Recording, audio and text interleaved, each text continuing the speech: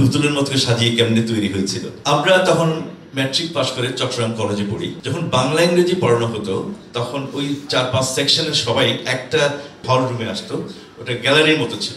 আমরা 3 বন্ধু ছিলাম, আমি, ডক্টর মোহাম্মদ আরিফ আর আব্দুল্লাহ মামুন। তোরা পুতুলের মতো সাজিয়ে গানটি ওনার লেখা। সো এরকম গ্যালারিতে একটি ক্লাস হচ্ছে, সামনে রোতে মেয়েরা বসতো, আমরা দুষ্ট ছেলের পিছনে বসতাম। ওখানে পিছনে একটা দরজা ছিল, ওই রোল কল করার পর আমরা পিছনে দরজা দিয়ে বেরিয়ে যেতাম। তো এরকম একটা সময় আসে, ফ্যান চলছে, সামনের রোদে মেয়েরা বসছে, আমাদের বান্ধবীরা।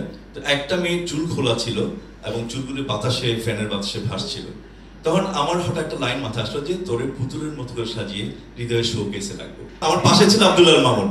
আমি বললাম তুই তো কবিতা লিখিস, আমার মাথায় একটা লাইন এসছে, দেখি এটাকে কবিতা লিখবি। সে কবিতাটা ক্লাসের মধ্যে লিখে ফেললো, বাসায় এসে গানটা শুরু করে ফেললাম। শুরু করে পরের দিন ওই বান্ধবীদের সহ সবাইকে বললাম তোরা শুন, আমরা একটা গান করছিস, ক্লাসে বসে তোরা এসে শুন, এই গানটা সুপার হিট হবে।